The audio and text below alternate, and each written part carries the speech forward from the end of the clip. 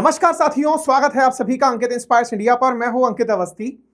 हमारे देश के अंदर इस समय पर इस तरह की तस्वीरें सोशल मीडिया पर, न्यूज चैनल्स में या फिर किसी भी अखबार की पंक्तियों में सुनाई और दिखाई पड़ रही हैं, जिसमें लोग गैस सिलेंडर के स्थान पर अब वापस से चूल्हा तकनीक पर जा रहे हैं। बहुत सी जगह ऐसे वीडियोस आ रहे हैं जहां लोग चूल्हे पर, भट्टी पर या फिर इलेक्ट्रिक ओवन पर भोजन बनाते हुए दिखाई दे रहे हैं। बाजार में अचानक लकड़ी की और कोयले की डिमांड बढ़ने लगी है। लोगों के पास कन्वेंशनल तरीके वापस से सुझाए जा रहे हैं। तरीकों में साथ ही साथ जो घर में यूज आने वाला एलपीजी गैस सिलेंडर था और कमर्शियल के लिए जो एलपीजी गैस सिलेंडर था, उसके लिए लंबी कतारें देश के विभिन्न राज्यों में देखी जा रही हैं। फिर चाहे वो जो केंद्र में सत्तारूढ़ दल है उसके द्वारा शासित राज्य हो या अपोजिशन शासित राज्य हो। साथ ही साथ संसद में इस विषय पर सरकार को घेरने के लिए अपोजिशन सक्रिय है। मार्केट के स्टैट्स इस बात की गवाह कर रहे हैं कि गैस सिलेंडर्स की उपलब्धता की कमी के होते इस समय इलेक्ट्रिक ओवंस की जो सेल है वो बहुत ज्यादा बढ़ गई है। जहां एक और हालात ये हैं, वहीं दूसरी तरफ भारत सरकार कह रही है कि पैनिक की जरूरत नहीं है, सब कुछ सही है। भारत सरकार की माने तो भारत ने सारी तरह से व्यवस्थाएं करके रखी हैं और उन व्यवस्थाओं में ईरान, इजराइल और अमेरिका के इस युद्ध की वजह से स्ट्रेट ऑफ हॉर्मुज पर जो स्थितियां उत्पन्न हुई हैं, उन्हें सामान्य होने से पहले ही भारत अपने लिए सारे राह तलाश लेगा और उन सारी चीजों को यथावत व्यवस्थित कर देगा जैसे पहले थी। तो ऐसे में जो तस्वीरें आपने और हमने देखी, वो केवल कोई साजिश के तहत पैदा की गई तस्वीरें हैं, या वो सच भी है, या फिर इससे एक अलग एंगल भी है कि हम भारतीय पैनिक कर गए हैं और पैनिक करके इस तरह की कतारों में पहुंच गए हैं। हम सेशन में आगे बढ़े उससे पहले एक फैक्ट और फिगर जिसकी चर्चा पहले ही हो जाए, वो ये है कि जहां एक और भारत में सामान्य दिनों में 50 से 55 लाख गैस सिलेंडर बुक होते थे, आज उनकी संख्या बढ़कर 75 लाख हो गई है। इससे यह तो साफ जाहिर है कि अगर 15 लाख सिलेंडर भी ज्यादा बढ़ने, बुक होने शुरू हुए हैं, तो निश्चित ही सप्लाई के अंदर बाधा दिखाई देगी। लेकिन हम भारतीयों ने ये जो 15 लाख एक्स्ट्रा सिलेंडर बुक किए हैं, ये स्थिति क्या देश के लिए सहयोगात्मक है या देश के लिए चिंताजनक है, ये विचारना आवश्यक है। जहां तक बात हो सरकार पे विश्वास की कि अगर सरकार ये कह रही है कि स्थिति सामान्य है, तो सरकार से जनता का सवाल ये कि अगर सामान्य है तो फिर आप 25 दिन में गैस डिलीवर करेंगे, ऐसा कह क्यों रहे हैं? आप 25 दिन का ईएसए लगा क्यों रहे हैं? आप इंटर ऑपरेशनल के लिए ये क्यों कह रहे हैं कि आज अगर सिलेंडर बुक कराया तो 25 दिन बाद मिलेगा? बहुत से परिवार संयुक्त हैं और बहुत से परिवारों में एक सिलेंडर 25 दिन तक की पूर्ति नहीं कर पाता। खैर, इन सभी सवालों के जवाब आज के सेशन में तलाशेंगे। हर राज्य की स्थिति जहां मेजर क्राइसिस हैं उनका डिस्कशन करेंगे और इस वस्तु स्थिति को समझने का प्रयास करेंगे कि भारत के अंदर ये जो एलपीजी संकट है, ये स्ट्रेट ऑफ हॉर्मुज से कैसे कनेक्टेड है। आफ्टर ऑल वो फैक्ट क्या है कि भारत की गैस आपूर्ति का 60% स्ट्रेट ऑफ हॉर्मुज से आता है। हमें कतर से एलएनजी बताई गई थी, एलपीजी भी अगर हमारे हॉर्मुज से आती है तो इसके पीछे का कंसेप्ट क्या है? फैक्चुअली ये बताया जाता है कि हमारी रिफाइनरीज भी एलपीजी प्रोड्यूस करती हैं, तो हमारी रिफाइनरीज एलपीजी प्रोड्यूस ना करके हम एलपीजी बाहर से मंगा क्यों रहे हैं?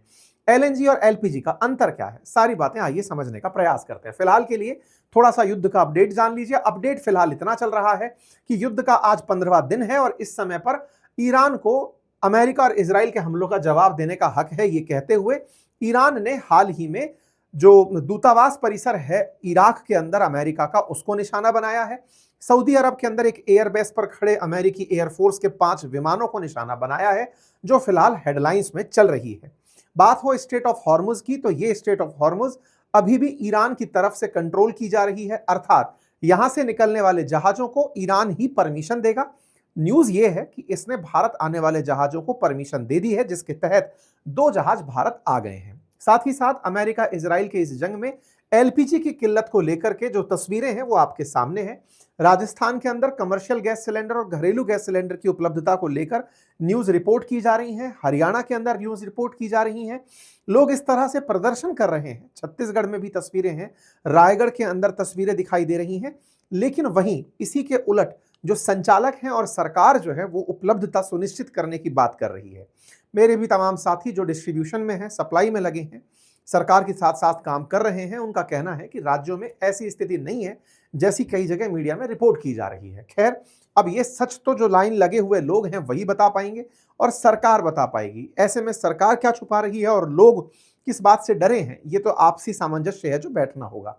फिलहाल के लिए जो मीडिया रिपोर्ट्स हैं अगर उन पर नजर डालें और तस्वीरें हैं उन पर नजर डालें तो ये कतारें दिखाई दे रही हैं और इन कतारों का दिखाई देना ही लोगों के लिए एक चिंता का सबब बना हुआ है। कहा जा रहा है कि गैस सिलेंडर लेने के लिए वृद्ध बेहोश हो गए, उनकी लाइन में खड़े हुए मौत हो गई। ये अपने आप में खबर बनी।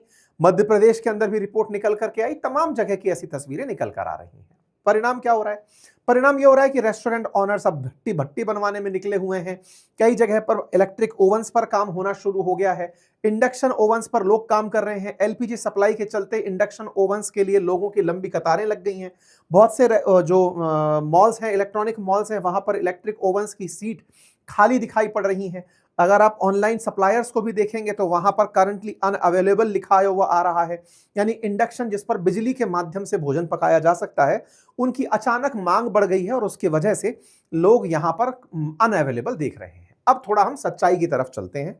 असल में एलपीजी का जो ये क्राइसिस है ये है कैसे, इस क्राइसिस को समझने के लिए आगे बढ़ेंगे, लेकिन उससे पहले बहुत कॉमन सा एक प्रश्न जो सबके दिमाग में आएगा वो ये कि इसमें क्या सच्चाई हो सकती है जब आंख के सामने लंबी कतारें दिख रही हैं, आंखों के सामने इलेक्ट्रिक ओवंस लोग खरीदते हुए दिख रहे हैं, आंखों के सामने लोग लाइन कतारों में खड़े हैं, सरकारें 25 दिन का बोल चुकी हैं, इसके बाद भी सच क्या हो सकता है? बड़ा सवाल है। जब इतना सब कुछ हो ही रहा है तो ऐसा क्या है जो यहां पर नहीं है और वो आपको पता है? सच ये कि आप सबने जितना भी युद्ध की रिपोर्टिंग देखी उस रिपोर्टिंग से आप सबको स्ट्रेट ऑफ हॉर्मुज समझ में आ गया। अब आप खुद ही लोग दिमाग में बैठा बिठा के कैलकुलेशन लगाना शुरू कर चुके हैं। क्या? जब भी आप खबर सुनते हैं कि स्ट्रेट ऑफ हॉर्मुज ईरान के कब्जे में है, वहां से निकलते ऑयल टैंकर्स को ईरान निशाना बना रहा है, जैसे ही ये खबर आप सुनते हैं आप कैलकुलेट कर लेते हैं कि वहां से आने वाली गैस अब हम तक नहीं आएगी। जब गैस नहीं आएगी तो हमारे घरों तक सिलेंडर नहीं पहुंचेंगे तो जितना है उसको स्टॉक करके रख लो। हो सकता है सरकार एक दिन आए और खट से मना कर दे कि लो जी उपलब्ध नहीं है। ऐसा ऐसा अविश्वास क्यों है? ऐसा अविश्वास इसलिए है क्योंकि कोरोना काल में लोगों ने ऐसे ही लॉकडाउन होते देखा है। सरकार ने पहले कुछ दिन का लॉकडाउन किया, फिर अचानक कंप्लीट लॉकडाउन कर दिया। लोगों को संभलने का मौका नहीं मिला तो कई लोग पुराने अनुभवों से कि लकड़ी की हांडी है बार बार नहीं चढ़ेगी, हो सकता है हमें ना पता हो, चलो खरीद लेते हैं, ये स्थितियां बन रही हैं। लेकिन इस बार कोरोना जैसे हालात हैं नहीं। क्यों नहीं है उसको तथ्यों से हम समझने का प्रयास करते हैं। स्ट्रेट ऑफ हॉर्मुज निश्चित ही भारत की एलपीजी की आवश्यकता की पूर्ति करता है। भारत जो एलपीजी मंगाता है, लिक्विफाइड पेट्रोलियम गैस जो मंगाता है, जो आपके घर में यूज होती है, वो असल में प्रोपेन और ब्यूटेन नाम की गैस होती है जिसे रिफाइनरी के द्वारा भी बनाया जा सकता है। आज भारत में 23 रिफाइनरी सक्रिय हैं जो लगभग 50 लाख बैरल प्रतिदिन ऑयल को रिफाइन करती हैं। ये जो ऑयल रिफाइन करती हैं, क्रूड ऑयल रिफाइन करती हैं, इसी का बाई प्रोडक्ट एलपीजी होता है।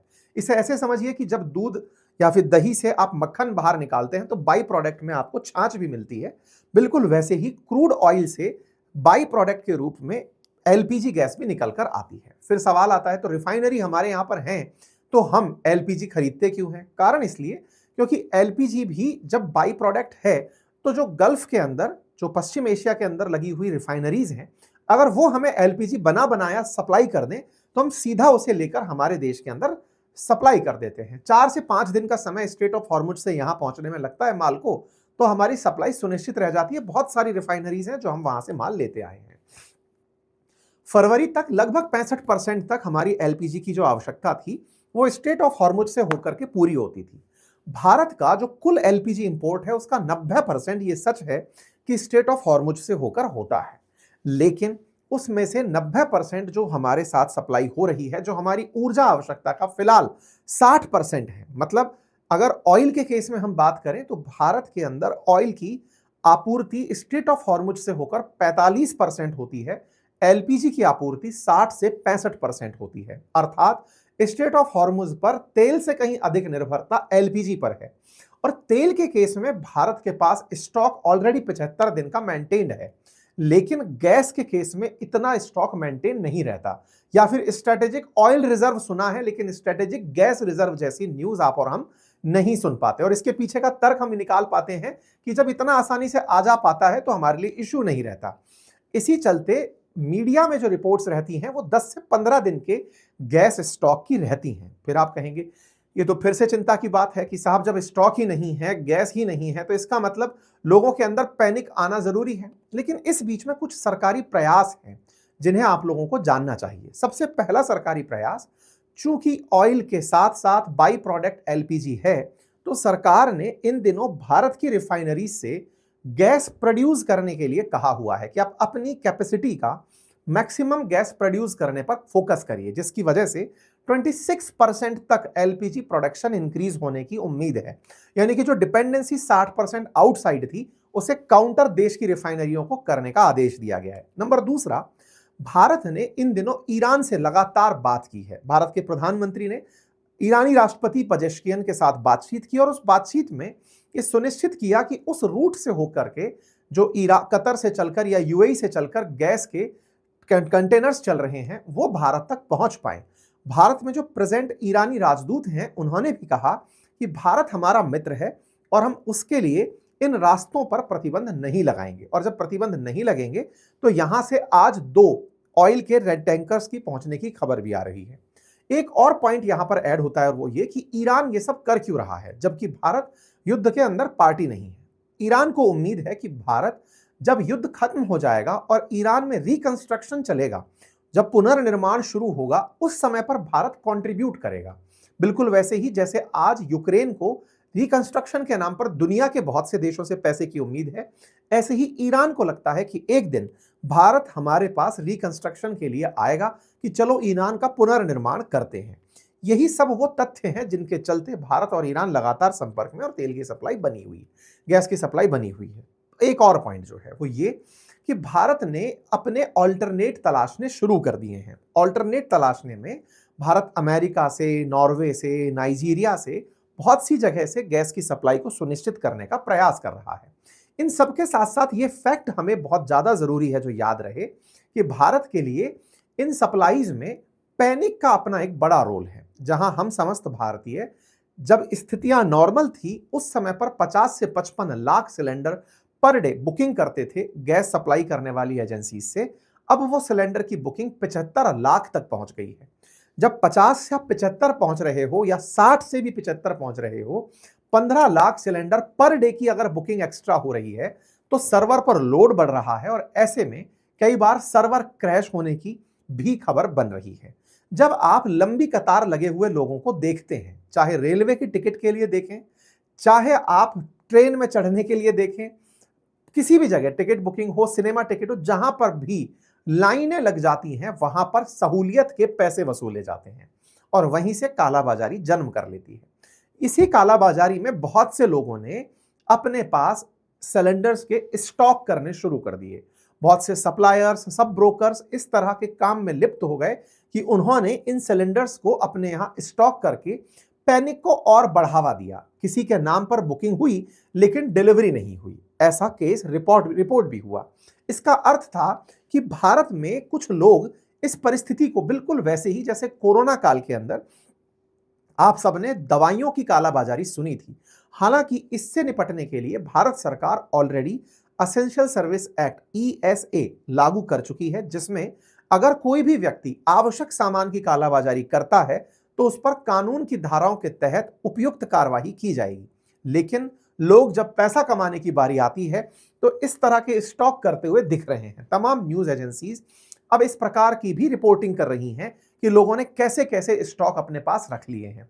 लेकिन साथियों, ये पैनिक से डिराइव होता है। अब सवाल बनता है, आपके घर में सिलेंडर होगा इसलिए आप ऐसी बात कर पा रहे हैं, आपको दिक्कत नहीं होगी आप इसलिए बात कर रहे हैं। देखिए, जैसे ट्रेन की लंबी कतार में या टिकट की लंबी कतार में जब हम सब लाइन में लगे होते हैं और कुछ पैसे से जेब भरे हुए लोग आपकी उस सीट को लेकर के ब्लैक में टिकट परचेज करके उपयुक्त लाभ लेकर निकल जाते हैं, तो आपका निश्चित ही नुकसान होता है। आप जरूरतमंद हैं लेकिन आपको टिकट नहीं मिला, आपका फ्रस्ट्रेशन बढ़ता है।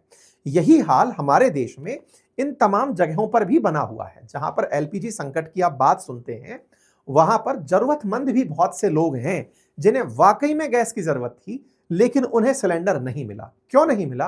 किसी और रईस जादे ने, जिसने कालाबाजारी करनी थी, उसने आपके सिलेंडर के हक को, क्योंकि वो 25 दिन के डर से था, उसने 2 दिन पहले ही सिलेंडर बुक करके अपने पास रख लिया, वो एक्स्ट्रा दाम पे करके उस सिलेंडर को लेकर चला गया। तो निश्चित ही जिसे जरूरत थी वो भी पीड़ित इन दिनों नजर आ रहे हैं। तो जो लाइनें लगी हैं, क्या वो झूठ है? बिल्कुल नहीं। इससे निजात पाने का तरीका क्या है? विश्वास बहाली। विश्वास आप और हम सब मिलकर के कर सकते हैं, विशेष रूप से देश के वो समझदार नागरिक जिन्हें दिख रहा है कि उनके सिलेंडर में आधी गैस अभी भी है। अगर उन्हें लग रहा है कि वो 7 दिन का वेट कर सकते हैं, तो खाली सिलेंडर लेकर के अभी लाइन में लेकर ना पहुंचे। जिन्हें जरूरत है उनकी पहले मदद करें। अगर आप किसी भी प्रकार से व्यवस्था को संचालित करने में मदद कर सकते हैं, तो समझदारी से ऐसी लाइनों को बनाएं। जिनके घर में सिलेंडर बिल्कुल नहीं है, उनकी आप ह्यूमैनिटेरियन ग्राउंड पर मदद करें और उनको पहले आगे लाइन में लगने दें। एक और अतिरिक्त लाइन डिस्ट्रीब्यूटर अपने पास बना लें, जिनके पास सिलेंडर ऑलरेडी वर्किंग है, लेकिन उन्हें लगता है कि मेरा सिलेंडर खत्म होने वाला है अगले 7 दिन में। अगर हम इस तरह से मैनेज करते चले गए तो ये पैनिक सिचुएशन नहीं बनेगी। अगेन, भारतीयों के लिए सिविक सेंस एक बड़ी चर्चा है। मैंने इस बारे में जब रघुराम राजन जी का इंटरव्यू किया था, तब भी उन्होंने एक लाइन बोली थी कि हमारे देश में तमाम संभावनाएं हैं, लेकिन कई बार लाइन तोड़कर लोग आगे निकल जाते हैं। उन्होंने शायद एलपीजी के बारे में उस समय बात नहीं की थी, लेकिन अब वो दिख रही है। हमारे देश के अंदर हम सभ्य नागरिकों की तरह कई बार बिहेव करना भीड़ में मिस कर जाते हैं। तो आपसे गुजारिश है कि जरूरतमंद को पहले आगे आने दें, आपसी सामंजस्य बिठाएं। चूंकि ये परेशानी देश की परेशानी है, दुनिया के बहुत से देश इस किल्लत से जूझ रहे हैं। हमारे पड़ोस के कई देशों में, चाहे आप पाकिस्तान उठाकर देख लें, बांग्लादेश उठाकर देख लें, श्रीलंका उठाकर देख लें, कई देशों में इन परेशानियों के चलते ऑयल की प्राइस कीमतें बढ़ी हैं, गैस की कीमतें बढ़ी हैं, स्कूलों को, कॉलेजेस को बंद किया गया है, वर्क फ्रॉम होम के आदेश दे दिए गए हैं। हमारी स्थिति फिलहाल वैसी नहीं है। अगर हम सब लोग समझदारी से इस परिस्थिति से निपट गए तो अगेन हम समझदार कहलाएंगे। जैसे रशिया यूक्रेन युद्ध में भारत के अंदर तेल की कीमतें नहीं बढ़ी, स्टेट ऑफ हॉर्मुज जब जब बाधित हुआ है, देश में तेल की कीमतें बढ़ी हैं, संकट उत्पन्न हुआ है। आज हम 15वें दिन में हैं युद्ध के, उसके बावजूद स्थितियां सामान्य हैं। सामान्य से मतलब गैस और तेल की कीमतों में बढ़ोतरी नहीं हुई है, कमर्शियल गैस की कीमतें बढ़ी हैं। ये सब समझने वाली बात है। हम सब यूनाइटेड होकर के अगर देशवासियों के हित में काम करने लगेंगे तो निश्चित ही इस परेशानी से निपट जाएंगे। ये किसी को नीचा दिखाने का और किसी को ऊंचा दिखाने का समय नहीं होना चाहिए। हम समस्त भारतीयों को अपने स्तर पर प्रयास करने चाहिए, लगातार सरकारी प्रयास भी रहे सरकार से, लेकिन ये गुजारिश अवश्य रहेगी कि वो अपने स्तर पर जहां जहां कालाबाजारी पाए उनके लिए दंड का प्रावधान तगड़ा करे। जहां जहां ये पाए कि कुछ लोग इसका गलत लाभ ले रहे हैं, फिर चाहे वो सरकार के ही लोग क्यों ना हो, उन पर पनिशमेंट अवश्य रूप से दिया जाना चाहिए। लाइसेंस निरस्त्रीकरण करना हो तो वो भी तुरंत से तुरंत किया जाना चाहिए। ऐसी स्थितियां बननी चाहिए। अब भारत की शिपिंग मिनिस्ट्री ने खुद इस बात का अनाउंसमेंट करते हुए कहा कि हमारे 677 ऐसे हैं जो स्टेट ऑफ हॉर्मुज के पश्चिम में फंसे हैं, अर्थात टूवर्ड्स कतर एंड यूएई फंसे हुए हैं, और 4 ऐसे हैं जो इंडियन साइड फंसे हुए हैं। अब उनसे लगातार संपर्क जारी है और उनकी आवाजाही सुनिश्चित की जा रही है। निश्चित ही भारत सरकार अपने स्तर पर प्रयास कर रही है। साथियों, ये स्थिति वो है जिस समय पर बहुत से लोग जो कि पश्चिम एशिया के देशों में फंसे हुए हैं, स्टेट ऑफ हॉर्मुज में बहुत से जहाज फंसे हुए हैं, अब उनकी भी चिंता करिए। जिनके परिवारजन, इन 23,000 जो नाविक हैं हमारे, जो जहाजों में हैं, अगर 677 पानी के जहाज खड़े हैं, अगर किसी जहाज पर औसत 220 का स्टाफ भी खड़ा है, तो निश्चित ही एक बड़ा नंबर पानी में जाने 15 दिन से खड़ा हुआ है, जिसे उम्मीद है और जिसे डर ये है कि पता नहीं किस दिन उन्हें मिसाइल से स्ट्राइक कर दिया जाएगा। हम समस्त भारतीय जो दर्द समझते हैं अपने समस्त भाई बहनों का, उसे भी समझें। 2 पावरफुल देश किसी दूसरे देश के साथ अपना ईगो की लड़ाई लड़ रहे हैं, लेकिन सफर दुनिया का हर देश कर रहा है। ये दुनिया के जो देश इन दिनों पीड़ित हो रहे हैं, हमें उस पीड़ा को समझने की जरूरत है। हमें उन सभी स्थितियों से गुजरने की जरूरत है और समझने की जरूरत है। भारत सरकार अपनी तरफ से बार बार कह रही है, ये जो सुजाता शर्मा जी हैं, ज्वाइंट सेक्रेटरी, इनका बयान है कि देश के अंदर 25,000 डिस्ट्रीब्यूटर्स ऐसे हैं जिन्होंने कोई ड्राई रन हमसे अभी तक नहीं कहा है कि मतलब कुछ भी माल नहीं है, ऐसा नहीं कहा है। उन्होंने कहा कंसर्न है, और कंसर्न क्या है वो इन्होंने बताया कि अचानक बुकिंग बढ़ गई है। जहां 50 lakh LPG booking on an average हो रही थी, 75 लाख हो रही है। सरकार की तरफ से सदन को भी संबोधित किया गया है, सदन के अंदर भी जानकारी रखी गई है कि हम लोग क्या क्या मेजर्स रख रहे हैं। बाकायदा हिंदुस्तान पेट्रोलियम की तरफ से भी ये सुनिश्चित किया गया है कि भाई हम 15.63 लाख सिलेंडर सक्सेसफुली कल डिलीवर किए हैं। ये बात दर्शाती है कि सरकारी स्तर पर तो काम चल ही रहे हैं। हमारे देश में मतलब एचपी है, भारत पेट्रोलियम है और इंडियन ऑयल है, ये तीन मिलकर के 90% सिलेंडर सप्लाई करती हैं पीएसयूज। तो ऐसे में अगर ये 15.5 लाख खुद सिलेंडर सप्लाई किए हैं कि आप परेशान मत होइए, घर रहिए, हम आप तक सिलेंडर पहुंचाने में लगे हुए हैं। लगातार मतलब ग्राहकों को सूचनाएं दी जा रही हैं, तो आप सभी लोग इन बातों से बने रहें, घबराएं नहीं, पैनिक ना करें। सिचुएशन से हम बहुत बार पहले भी निपटे हैं हमारे देश को, और ये तो सबको अंदर से समझ में आने वाली बात है कि देश का जब 60% गैस बाहर से आता है, जब देश का 85% ऑयल बाहर से आता है, उसमें से 45% स्टेट ऑफ हॉर्मुज से आता है, तो निश्चित ही ये चैलेंजिंग सिचुएशन है। लेकिन इस चैलेंजिंग सिचुएशन पर हम केवल अपना अपना सोचें तो ये दुखद है। अगर हम अपने पड़ोसी का, जिसके घर में कल चूल्हा नहीं जला, गैस सिलेंडर ना होने की वजह से, आप उसकी थोड़ी मदद करने के लिए आगे बढ़ें। अगर आपको लगता है कि किसी की मदद से आपकी आत्मिक संतुष्टि बहुत नेक्स्ट लेवल पर होगी, अगर आपको लगता है कि आप किसी की मदद कर सकते हैं, तो सामूहिक किचन में काम करिए। हमारा देश तो मतलब इस चीज के लिए बहुत जाना जाता है ना। हम अपने नंबर की लड़ाई में देश के अंदर ऐसी पैनिक सिचुएशन क्रिएट ना करें कि लोग इन्हें देखकर हमारी मजाक बनाएं। ब्लैक मार्केटिंग करने वालों के बारे में आप भी सतर्क रहें। बहुत सी जगह पर डोमेस्टिक सिलेंडर की कीमत 2-2 गुना बढ़ती हुई बताई जा रही है। ऐसे ही जो कमर्शियल सिलेंडर है उसकी कीमत बढ़ते हुए बताई जा रही है, और ये रिपोर्ट की जा रही है लगातार। ये कौन से हापुड़ के कलेक्टर हैं, ये अपनी तरफ से रिपोर्ट कर रहे हैं, ऐसा हुआ है। बहुत सी जगह पर सिलेंडर्स को मतलब एज इट इज जब्त किया जा रहा है। ऐसे बहुत सी वीडियोस आ रहे हैं जहां पर छापेमारी के अंदर बहुत से लोगों ने जो स्टॉक कर लिया है उनको पकड़ा जा रहा है। इन्वेस्टिगेशन की जा रही है न्यूज चैनल्स के द्वारा, और पता लगाया जा रहा है कमर्शियल गैस की कालाबाजारी हो रही है, और ये चिंता की विषय है। और इसी वजह से भ्रम और सच्चाई के ऊपर जागरूकता दी जा रही है कि घरेलू एलपीजी की आपूर्ति कम कर दी जाएगी। ये भ्रम की स्थिति है, ऐसा नहीं है। घरेलू उपभोक्ताओं को एलपीजी आपूर्ति में प्राथमिकता दी गई है, इसीलिए घरों पर एलपीजी की कोई कमी नहीं होगी, कमी नहीं है। भारत में पेट्रोलियम प्रोडक्ट का भंडार बहुत कम है, ऐसा भ्रम है, लेकिन वास्तविकता यह है कि हम आपूर्ति की निगरानी 24/7 कंट्रोल रूम द्वारा लगातार की जा रही है। तमाम प्रकार से कि हॉस्पिटल, एजुकेशनल इंस्टीट्यूशंस को दिक्कत होगी, नहीं, ऐसी दिक्कत नहीं होगी। हम अपनी तरफ से सब कुछ सुनिश्चित कर रहे हैं। रेस्टोरेंट और व्यावसायिक उपयोगकर्ताओं को एलपीजी नहीं मिलेगी, बोले ऐसा नहीं है, हम पूरी तरह से व्यवस्था कर रहे हैं। सरकार अब भ्रम को मिटाने के लिए पीआईबी के द्वारा अफवाहों को खत्म करने की बात कर रही है। अफवाह फैलाई गई कि स्टेट ऑफ हॉर्मुज बंद होते ही भारत में बड़ा संकट आ जाएगा। सरकार का कहना है कि हमारे पास 250+ मिलियन बैरल का स्टॉक है, जो 7 से 8 हफ्तों के लिए सुरक्षित बफर मौजूद है। भारत के पास तेल आपूर्ति का कोई वैकल्पिक रास्ता नहीं है, ऐसा नहीं है, हमारे पास वैकल्पिक स्रोत उपलब्ध हैं। पेट्रोलियम उत्पादों का स्टॉक बहुत कम है, ऐसा नहीं, हमारे पास पर्याप्त भंडार है और हम पूरी निगरानी कर रहे हैं। अगर आपूर्ति बाधित हुई तो रिफाइनरी काम नहीं कर पाएंगी, ऐसा नहीं है, हमारे पास रिफाइनिंग क्षमता है और जरूरत से ज्यादा हम उत्पादन क्षमता रखते हैं। तो साथियों, इन सब चीजों पर विश्वास रखते हुए आगे चलें। आप में से हो सकता है कि यहां तक पहुंचते पहुंचते कुछ लोग मेरे कमेंट बॉक्स में लिख जाएं कि आप तो सरकार की तरफ से बोलने आ गए हैं, आपको पैसा दिया गया होगा इस काम को करने के लिए। नहीं साथियों, आपके अंदर भी मैं चाहता हूं कि इतना विश्वास और प्यार हो देश के साथ कि आप जब भी देश में किसी को पीड़ित और परेशान देखें तो आप खुद भी जागरूकता के नाम पर ही सही, और आपको दिख रहा है कि कोई परेशान है, तो आप मदद जिस स्तर पर कर सकते हैं।